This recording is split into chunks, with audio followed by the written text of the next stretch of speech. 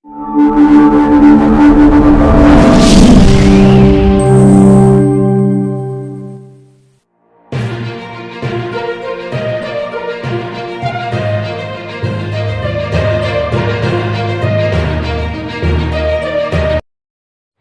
वालेकुम। आज हमने डिस्कस करना है second type of bond, that is covalent bond of the chapter number 6 chemical bonding.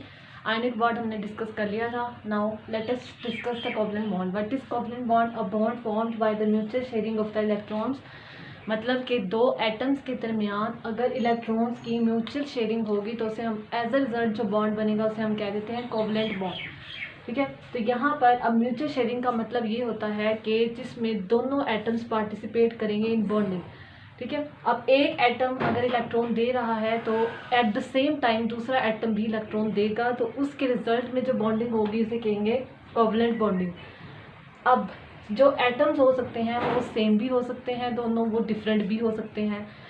Covalent bond की डिफरेंट टाइप्स हैं। पहले हम डिस्कस करते हैं on the basis of the nature. अगर हम एटम्स की नेचर की बात की जाए तो उसके लिहाज से दो टाइप्स आ जाती हैं कोवलेंट बॉन्ड की। एक आती है नॉन पोलर कोवलेंट बॉन्ड और दूसरा है polar covalent bond. Non polar covalent bond जो होता है वो सेम एटम्स के दरमियान होता है हमेशा। मतलब कि जो दोनों एटम्स हैं जिन्होंने म्यूचुअल शेयरिंग करनी है, जिन दोनों ने इलेक्ट्रॉन्स अपने ट्रांसफ़र करने हैं, डोनेट करने हैं और एज अ रिजल्ट बॉन्ड बनाना है, वो दोनों एटम्स क्या होंगे? वो सेम होंगे। ठीक है। जैसे हाइड्रोजन है तो दूसरा भी हाइड्रोजन ही होगा, जैसे एक क्लोरीन है तो दूसरा भी क्लोरीन होगा। ये नहीं होगा कि उसमें डिफरेंट एटम्स आ जाएंगे। और दूसरी चीज़ कि इसमें इलेक्ट्रोनेगेटिविटी का डिफरेंस ज़ीरो होगा। ऑब्वियसली अगर दो सेम एटम्स होंगे, जैसे इस केस में देखें इधर भी हाइड्रोजन है इधर भी हाइड्रोजन है, अब इसकी भी इलेक्ट्रोनेगेटिविटी सेम होती है, इसकी भी इलेक्ट्रोनेगेटिविटी सेम होती है। अगर दोनों की सेम होगी और उनका डिफरेंस लिया जाए तो वो क्या करेंगे? एक दूसरे को कैंसिल आउट कर देंगे और कैंसिल आउट के रिजल्ट में इनका जो इलेक्ट्रोनेगेटिविटी का डिफरेंस होगा वो ज़ीरो हो जाएगा। तो इसमें जो इलेक्ट्रोनेगेटिविटी का डिफरेंस होता है वो ज़ीरो होता है। और तीसरी चीज़ इसमें आती है equal sharing of the electron.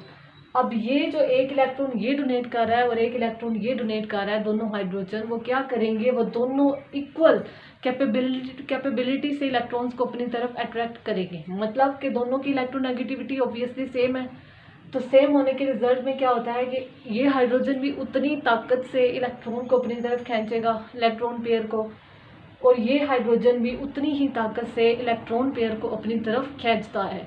तो एज अ रिजल्ट क्या होता है? जब दोनों एक दूसरे मतलब दोनों ही इलेक्ट्रॉन्स को अपनी तरफ खींचेंगे इक्वल पावर के साथ, तो वो जो बॉन्ड होगा वो एक ही जगह पर स्टक रहता है। ठीक है। इसी तरह अगर आप क्लोरीन के केस में देखते हैं उसमें भी सेम है, दोनों की इलेक्ट्रोनेगेटिविटी सेम होगी, दोनों ने अपना एक एक इलेक्ट्रॉन शेयर किया हुआ है, दोनों ही इक्वल पावर से इक्वल स्ट्रेंथ से इन इलेक्ट्रॉन पेयर्स को अपनी तरफ खींचेंगे। तो क्या होगा? एज अ रिजल्ट बॉन्ड एक तरफ ही रहेगा, बिल्कुल दरमियान में स्टक रहेगा। ठीक है। और दूसरी चीज़ आती है polar covalent bond. Polar non polar था जो कि सेम एटम्स के दरमियान था, और अगर पोलर कोवलेंट बॉन्ड को देखें तो वो क्या होगा? Between different atoms. Polar covalent bond हमेशा दो डिफरेंट एटम्स के दरमियान होता है, सेम एटम्स के दरमियान नहीं होगा। जैसे HCl है, ठीक है, एक हाइड्रोजन और क्लोरीन के दरमियान में बॉन्ड है। इसी तरह वाटर है H2O, हाइड्रोजन और ऑक्सीजन के दरमियान बॉन्ड है। तो इसमें क्या सेकंड ऑप्शन ये आता है कि इलेक्ट्रोनेगेटिविटी डिफरेंस इज एग्जिस्ट। ठीक है, कि मतलब इसमें इलेक्ट्रोनेगेटिविटी का कोई ना कोई डिफरेंस ज़रूर होगा, ज़ीरो नहीं होगा। क्यों ज़ीरो नहीं होगा? क्योंकि यहाँ पर देखिए अगर हम HCl की एग्जांपल लेते हैं, ऑब्वियसली इसमें क्लोरीन की अलग इलेक्ट्रोनेगेटिविटी होगी, हाइड्रोजन की अलग इलेक्ट्रोनेगेटिविटी होगी। तो दोनों क्या करेंगे? अपनी अपनी पावर के लिहाज से इलेक्ट्रॉन को अपनी अपनी तरफ अट्रैक्ट करेंगे, और एज अ रिजल्ट क्या होगा कि जो ज़्यादा इलेक्ट्रोनेगेटिव होगा उसकी तरफ इलेक्ट्रॉन ज़्यादा अट्रैक्ट हो जाएंगे, और जो कम इलेक्ट्रोनेगेटिव होगा उसकी तरफ इलेक्ट्रॉन कम अट्रैक्ट होंगे। तो एज अ रिजल्ट क्या होगा कि उस पर पोल्स क्रिएट हो जाते हैं। पोलर का वर्ड ही निकला है पोल्स से। ठीक है। अब पोल्स कब क्रिएट होते हैं? जब डिफरेंट एटम्स होते हैं। डिफरेंट एटम्स होंगे क्यों? क्योंकि उनकी इलेक्ट्रोनेगेटिविटी डिफरेंट होगी, वो दोनों डिफरेंट पावर से इलेक्ट्रॉन पेयर को अपनी तरफ अट्रैक्ट करेंगे, और ऐसा रिजल्ट क्या होगा कि उसमें पोल्स क्रिएट हो जाएंगे। क्या होगा कि तीसरी चीज़ भी मैंने लिखी है, not equal sharing of electrons. Obviously कि इलेक्ट्रॉन्स की इक्वल शेयरिंग नहीं होगी जैसा कि पोलर नॉन पोलर में था। पोलर में क्या होता है, डिफरेंट एटम है। अब क्लोरीन की जो इलेक्ट्रोनेगेटिविटी होती है वो हाइड्रोजन की निस्बत ज़्यादा होती है। ये क्या करेगा, ये इस इलेक्ट्रॉन पेयर को अपनी तरफ अट्रैक्ट करेगा, खींचेगा, ठीक है। जब ये इसकी तरफ जाएगा तो इस पे क्या आ जाएगा, पार्शियल नेगेटिव का पोल आ जाएगा और इस पे पार्शियल पॉजिटिव का। ये पोल्स और आइंस में चार्जेस में डिफरेंस होता है। आइंस जो होते हैं वो कम्प्लीटली कन्वर्जन होती है इलेक्ट्रॉन्स की, लेकिन इसमें क्या होता है, सिर्फ कन्वर्जन कम्प्लीटली नहीं होती, सिर्फ एक फीलिंग होती है, मतलब कि ये अपनी तरफ अट्रैक्ट करने लगा है उसको, इलेक्ट्रॉन्स को, तब वो पोल्स क्रिएट होते हैं, ठीक है। तो पोलर कोवलेंट बॉन्ड का वर्ड ही पोल्स से निकला है, जो कि डिफरेंट एटम्स के दरमियान बॉन्ड बनने से आते हैं।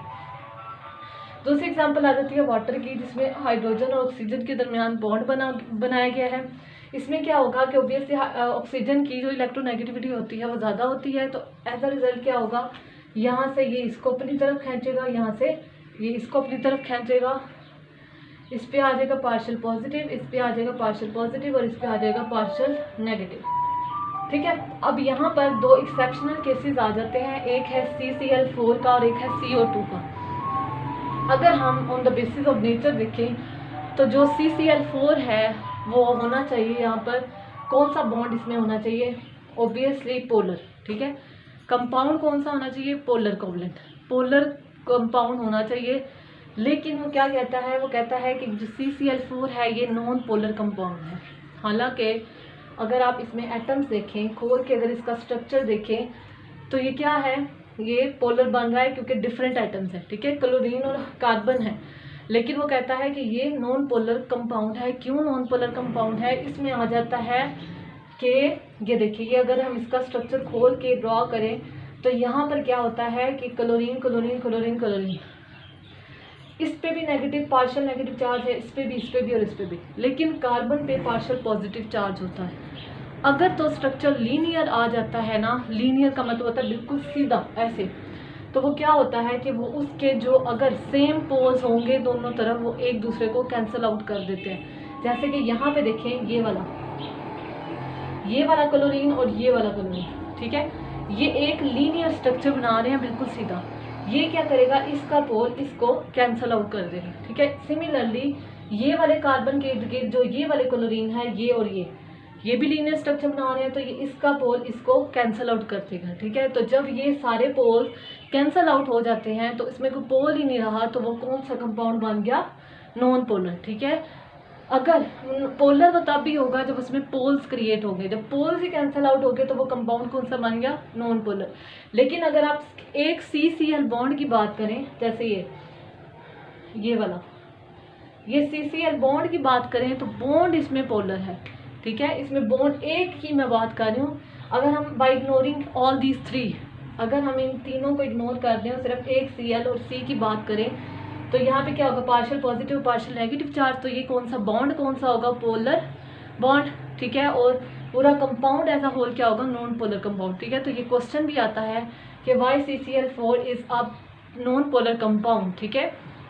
इसी तरह same with the case of the CO2, अगर आप कार्बन डाइऑक्साइड का स्ट्रक्चर ड्रॉ करें तो इसमें ये डबल बॉन्ड आ जाता है कार्बन और ऑक्सीजन के दरमियान। मैंने वही बात की, अगर लीनियर स्ट्रक्चर होगा और उनके साइड वाले जो ग्रुप्स लगे होते हैं उनके अगर पोल्स सेम होंगे तो वो एक दूसरे को कैंसिल आउट कर देते हैं। इस पर भी पार्शियल नेगेटिव चार्ज है, इस पर भी पार्शियल नेगेटिव चार्ज है, तो ये एक दूसरे को कैंसिल आउट करते हैं, ठीक है। जब ये कैंसिल आउट कर देंगे तो इसके पोल्स ही खत्म हो गए, तो ये जो CO2 होगा ये भी क्या होगा, नॉन पोलर कंपाउंड होगा। होना क्या चाहिए था, इसको पोलर कंपाउंड होना चाहिए था, क्योंकि दो डिफरेंट एटम्स थे, ठीक है, कार्बन और ऑक्सीजन। लेकिन ये क्या होता है, नॉन पोलर होता है। क्यों, क्योंकि इनके जो पोल्स होते हैं वो एक दूसरे को कैंसिल आउट कर देते हैं। तो ये एक्सेप्शनल केसेस थे इसमें कि बाज़ औक़ात कुछ पोलर भी होते हैं कंपाउंड जो कि नॉन पोलर कंसीडर होते हैं, ठीक है। अच्छा, दूसरी चीज़ आती है on the basis of the types of bond. ये जो हमने डिस्कस किए थे ये थे on the basis of the nature, के बॉन्ड की नेचर के लिहाज से कितनी टाइप्स होती है। और सेकंड थिंग आती है on the basis of the type of the bond, के इसमें नंबर ऑफ द बॉन्ड, इसमें नंबर ऑफ बॉन्ड्स आएंगे कि इसमें अगर बॉन्ड्स की नंबरिंग किस हिसाब से है, ठीक है, अगर 1 है 2 है 3 है, बॉन्ड के कितने हैं, ठीक है, तो उस लिहाज से इसकी टोटल 3 टाइप्स होती हैं। Single covalent bond, double covalent bond and triple covalent bond. ठीक है, सिंगल कोवलेंट बॉन्ड में क्या होता है कि अगर दो एटम्स के दरमियान सिंगल इलेक्ट्रॉन पेयर हो, पेयर की मैं बात कर रही हूँ, नॉट इवन सिंगल इलेक्ट्रॉन। ठीक है, तो इसमें एक पेयर की मैं बात कर रही हूँ, ये दो इलेक्ट्रॉन्स को मिला के एक पेयर बनता है। ठीक है, तो दो एटम्स के दरमियान अगर एक इलेक्ट्रॉन पेयर या बॉन्ड पेयर डोनेट हो रहा है तो उसे क्या कहते हैं, सिंगल कोवलेंट बॉन्ड। ठीक है, और इसमें क्या होगा कि जो दोनों एटम्स होंगे वो एक एक इलेक्ट्रॉन डोनेट करते हैं, म्यूचुअल शेयरिंग होगी। ठीक है, तो म्यूचुअल शेयरिंग में क्या होगा, एक इलेक्ट्रॉन ये हाइड्रोजन डोनेट करेगा और एक इलेक्ट्रॉन ये हाइड्रोजन डोनेट करेगा। ठीक है, तो एज अ रिजल्ट जो बॉन्ड बनता है उसे क्या कह देते हैं, सिंगल कोवलेंट बॉन्ड। ठीक है, डबल कोवलेंट बॉन्ड क्या होता है कि अगर दो एटम्स के दरमियान दो इलेक्ट्रॉन्स पेयर इन्वॉल्व हों। ठीक है, मतलब दो इलेक्ट्रॉन पेयर, इट मीन्स कि 4 इलेक्ट्रॉन। अगर 4 इलेक्ट्रॉन्स हैं तो दो एटम है, एक एटम 2 इलेक्ट्रॉन्स डोनेट करेगा। जैसे ऑक्सीजन के केस में है, ये ऑक्सीजन ये वाले 2 इलेक्ट्रॉन डोनेट कर रहा है और ये वाला ऑक्सीजन ये वाले 2 इलेक्ट्रॉन्स डोनेट कर रहे हैं। ठीक है, तो दोनों दो इलेक्ट्रॉन्स डोनेट कर रहे हैं, टोटल 2 इलेक्ट्रॉन पेयर्स। तो एज अ रिजल्ट जो बॉन्ड बनेगा वो कौन सा होगा, डबल कोवलेंट बॉन्ड। ठीक है, और अगर ट्रिपल कोवलेंट बॉन्ड को डिफाइन करें तो वो कैसे होगा कि अगर दो बॉन्डेड एटम्स के दरमियान 3 इलेक्ट्रॉन पेयर्स डोनेट हों या 3 बॉन्ड पेयर्स इन्वॉल्व हों तो एज अ रिजल्ट जो बॉन्ड बनेगा उसे कह देते हैं ट्रिपल कोवलेंट बॉन्ड। ठीक है, जैसे यहाँ पर देखें 3 इसके इलेक्ट्रॉन्स थे, 3 इसके इलेक्ट्रॉन, ये जो 2 इलेक्ट्रॉन है ये लोन पेयर हैं, दोनों ये इन्वॉल्व नहीं होते बॉन्डिंग में। ठीक है, तो यहाँ पर 3 इसके ये आपस में इनकी बॉन्डिंग करेंगे और एज अ रिजल्ट क्या बना देंगे, ट्रिपल कोवलेंट बॉन्ड। ठीक है, इसी तरह जो आपके हाइड्रोकार्बन्स हैं,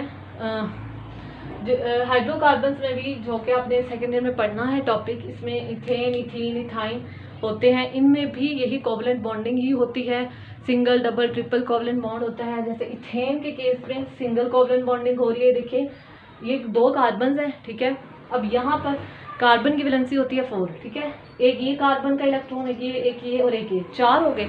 ठीक है, अब इस तरफ भी 4 है, 1 2 3 4 इसके 4 इसके, 3 हाइड्रोजन ने आके इस कार्बन के साथ बॉन्ड बनाना है कोवलेंट बॉन्ड, 3 हाइड्रोजन ने आके इस कार्बन के साथ कोवलेंट बॉन्ड बनाना है। ठीक है, पीछे इसका भी एक इलेक्ट्रॉन रह गया, इसका भी, वो जो 2 इलेक्ट्रॉन होंगे दोनों के वो आपस में मिलकर क्या कर देंगे, कोवलेंट बॉन्ड बना देंगे बिल्कुल सेंटर में, जैसे ये वाला। ठीक है, ये 3 हाइड्रोजन थे साइड वाले और ये सेंटर में इनका कोवलेंट बॉन्ड बना था between the carbon and carbon. ठीक है, इसी तरह इथीन के केस में डबल बॉन्ड बनता है, किस तरह, ये कार्बन के 4 इलेक्ट्रॉन 1 2 3 4, इसी तरह इसके 4 1 2 3 4।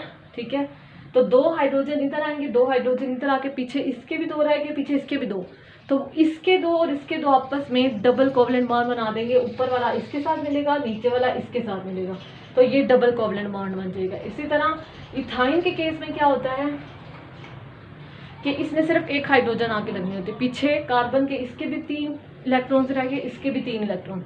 ठीक है, तो इन तीनों ने मिलके आपस में बॉन्डिंग बनानी होती है, म्यूचुअल शेयरिंग करते हैं, इसके भी और इसके भी, और आपस में 3 कोवलेंट बॉन्ड्स बन जाते हैं। इस तरह से सिंगल डबल और ट्रिपल कोवलेंट बॉन्ड को डिफाइन किया जाता है, डिटेक्ट किया जाता है। तो ये था हमारा कोवलेंट बॉन्ड जो कि 2 एटम्स के दरमियान म्यूचुअल शेयरिंग से एग्जिस्ट करता है। ये कंपल्स और सबसे ज़्यादा केमिस्ट्री में जो केमिकल कंपाउंड्स होते हैं वो सबसे ज़्यादा कोवलेंट बॉन्ड ही पाया जाता है, म्यूचुअल शेयरिंग से होते हैं, दोनों एटम्स ही इन्वॉल्व होते हैं इन द बॉन्डिंग।